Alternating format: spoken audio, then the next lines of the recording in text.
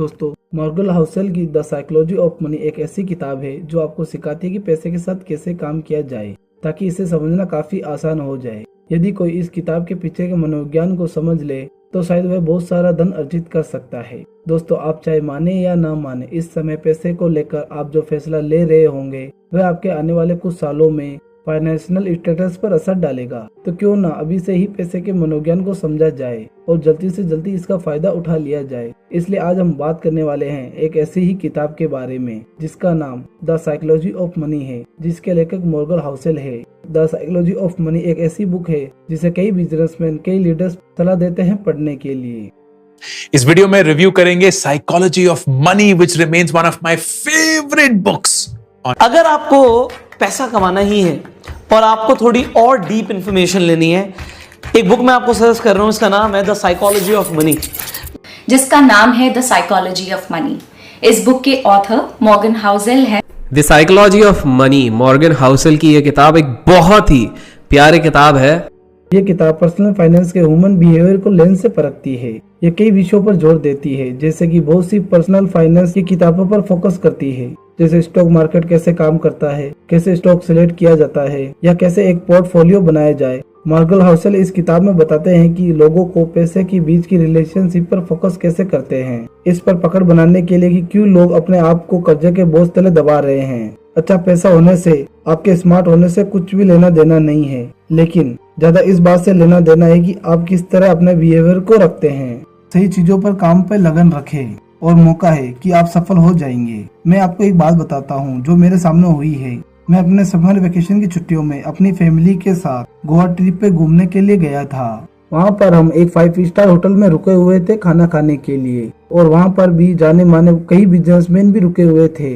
वहाँ हमने देखा कि एक लेजेंड फैमिली, बहुत रिच, और उनके बच्चे और उनकी पूरी फैमिली भी वहाँ लंच कर रही थी। देखते ही देखते वेटर ने उनकी अच्छी सर्विस दी तो उन्होंने वेटर को $5000 टिप दे दिए और कहा वेरी नाइस सर्विस। और वहाँ से वह खाना खाकर जाने लगे तो उनके बच्चों से गलती से एक शीशा टूट गया। तो मैनेजर ने रिच फैमिली के पास जाकर कहा, सर ये शीशा $25,000 का है, प्लीज आप इसके पैसे पे कर दीजिए, वरना इस होटल का मालिक मेरी सैलरी से यह पैसे काट लेगा। तो रिच मैन उनसे बहुत ही गुस्सा हुए कि तुमने मुझे ऐसे कैसे कह दिया, मैं वैसे भी इसके पैसे पे करके ही जाता।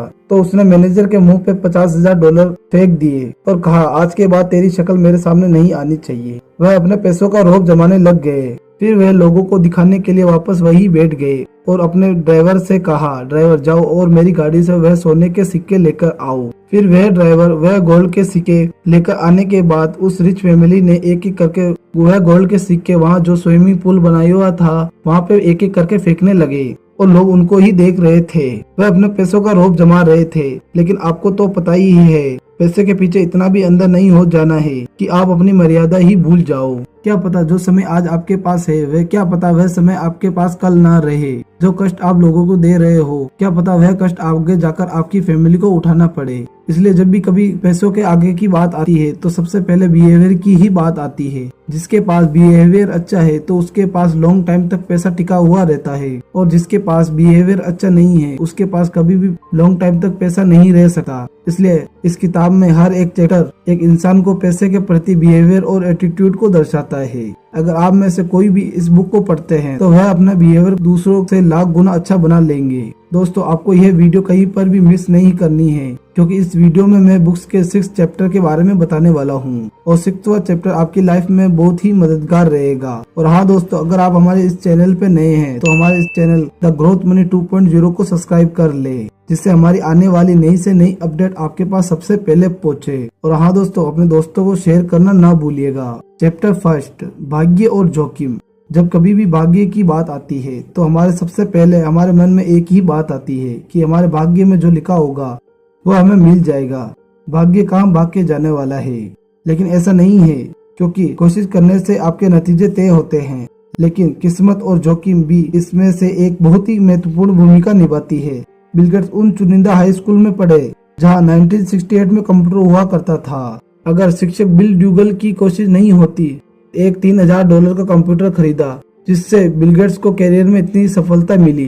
बिल गेट्स खुद से ये चीज मानते हैं कि अगर लेक साइड स्कूल नहीं होती तो आज माइक्रोसॉफ्ट भी नहीं होता, किस्मत और जोखिम लेना, ये दोनों वह वास्तविक है जो हर एक की जिंदगी में उसके खुद के प्रयास के अलावा भी उसके नतीजे पर असर डालती है। ये दोनों चीजें होती है। क्यों सिर्फ आपके प्रयास के दम पर ही आपको 100% नतीजे मिलने के लिए दुनिया बहुत ही कॉम्प्लेक्स है। किसी ऐसी घटना जो आपके कंट्रोल में नहीं है, उससे भी आपके ऊपर अच्छा खासा प्रभाव पड़ता है। चैप्टर 2, संपत्ति वह है जो नजर नहीं आती। आपने अपने दोस्तों को ये कहते हुए सुना होगा कि काश मेरे पास 1 करोड़ रुपए होते, मगर असल में उनका कहने का मतलब ये है कि काश मैं 1 करोड़ रुपए खर्च कर पाता। लेकिन असल में अगर आपके पास 1 करोड़ रुपए है और आप उसे पूरी तरह खर्च कर देते हैं तो आपकी ये आदत आपको जल्द ही कंगाल बना देगी। तो पहली बार जब आप किसी को महंगी गाड़ी या महंगे फोन या पैसे उड़ाते हुए देखो तो ये जरूर समझ लेना कि वह अमीर नहीं बल्कि अमीर होने का दिखावा कर रहा है, क्योंकि असल में जो अमीर होता है वह कभी पैसों को उड़ाता नहीं और जो उड़ाता है उसके पास कभी पैसा टिकता भी ही नहीं। Chapter 3, power of compounding. बहुत से लोग इन्वेस्ट करने की सोचते हैं लेकिन उसे अच्छे से समझ नहीं आता कि पैसे को इन्वेस्ट कैसे करें। कुछ लोग तो सिर्फ ये देखते हैं कि हर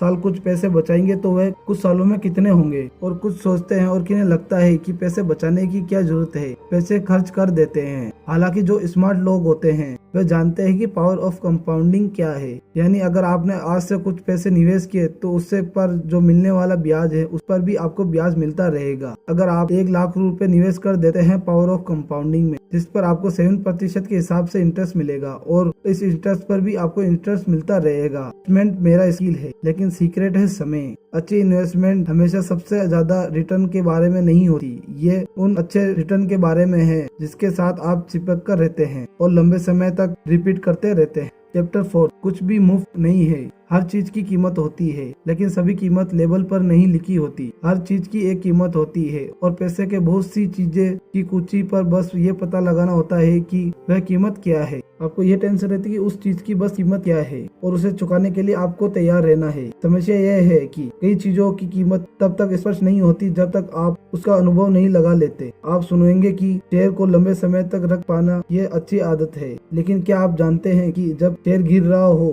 तो उसे बचाकर रख पाना कितना मुश्किल है। हर सतत चीज की तरह सफल निवेश के लिए भी कीमत चुकानी पड़ती है, लेकिन इसकी मुद्रा डॉलर और सेंट नहीं है। निवेश करने वाले बहुत से लोग तीसरे विकल्प चुनते हैं, एक कार चोर की तरह।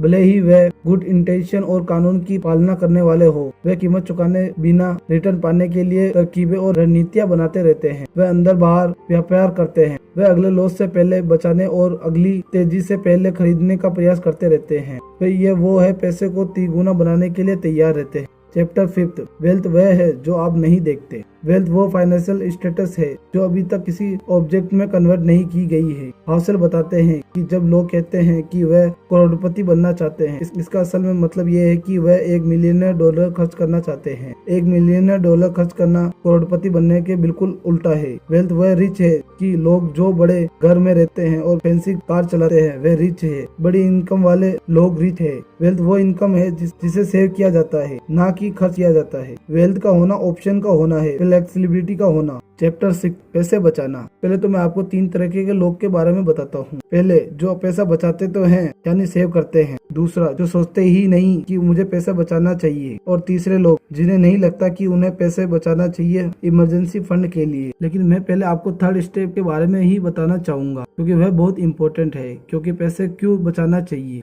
कई बार हमारे सामने अचानक ऐसी बाधा मुश्किलें हालात आ जाते हैं जैसे कि नौकरी छूट जाना या लंबे समय तक बीमार पड़ना। ऐसी परिस्थिति में जरूरत पड़ती है इमरजेंसी फंड की, जिससे हालात पटरी पे आने तक हमारे पास घर का खर्चा चल सके। इमरजेंसी फंड के बहुत से फायदे हैं। अगर आपको अचानक से पैसों की जरूरत पड़ती है तो किसी के आगे हाथ फैलाने की जरूरत नहीं पड़ती। आप पर कर्जे का कोई भी बोझ नहीं होता। वही अगर आपके पास इमरजेंसी फंड नहीं होगा तो आपको ना चाहते हुए भी किसी के सामने हाथ फैलाना पड़ेगा। इस शुरुआत में तो ना तो आप पैसे बचा पाएंगे और ना ही कहीं निवेश कर पाएंगे। आप हमें बताना कि आपने पैसे सेव कर रखे हैं इमरजेंसी फंड के लिए या नहीं, हमें कमेंट बॉक्स में जरूर बताना। और अगर वीडियो अच्छी लगे तो वीडियो को लाइक जरूर कर देना। हमेशा इमरजेंसी फंड तो होना बहुत ही जरूरी है क्योंकि कभी भी मुश्किलें किसी को बता के नहीं आती।